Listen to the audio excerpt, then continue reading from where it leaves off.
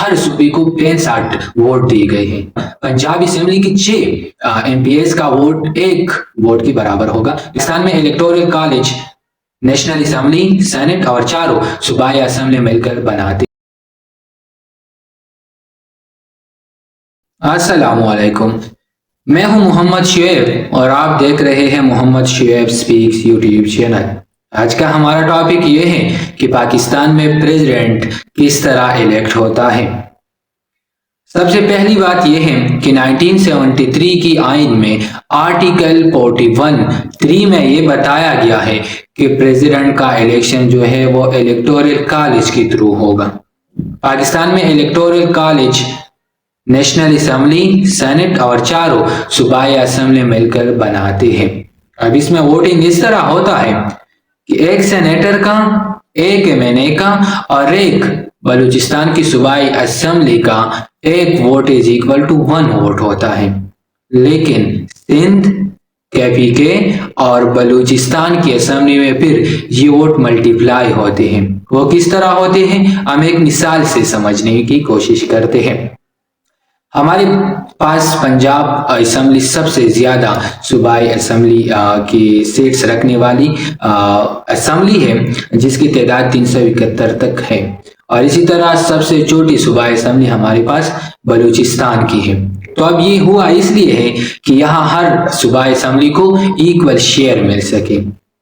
मिसाल लीजिए कि हमारे पास 65 बलूचिस्तान असेंबली की मेंबर्स है सूबाई असेंबली की, तो फिर हर सूबे को 65 वोट दिए गए हैं। अब ये किस तरह किया गया है, पंजाब असेंबली से आप इसकी मिसाल समझ सकते हैं। पंजाब असेंबली में हमारे पास 371 एमपीएस की सीट्स है। तो अब इसी 371 एमपीएस को डिवाइड किया गया है 65 पर। तो जब हम 65 पर इसको डिवाइड करते हैं तो हमारे पास तकरीबन 5.70 ये रेशो आता है, यानी तकरीबन पंजाब असेंबली की 6 एमपीएस का वोट 1 वोट के बराबर होगा। तो इसलिए ये एक इक्वलिटी पैदा करने के लिए किया गया है, इस तरह होता है। अब दूसरी बात यह है कि पाकिस्तान में प्रेसिडेंट कौन बन सकता है। तो बेसिकली इनके लिए 3 शराइत है। पहली शर्त यह है कि आपने मुसलमान होना है। दूसरी शर्त यह है कि आपकी उम्र कम से कम 45 साल से कम ना हो। और तीसरी शर्त ये रखी गई है कि आप कौमी असेंबली के लिए एलिजिबल हो तो आप प्रेसिडेंट बन सकते हैं।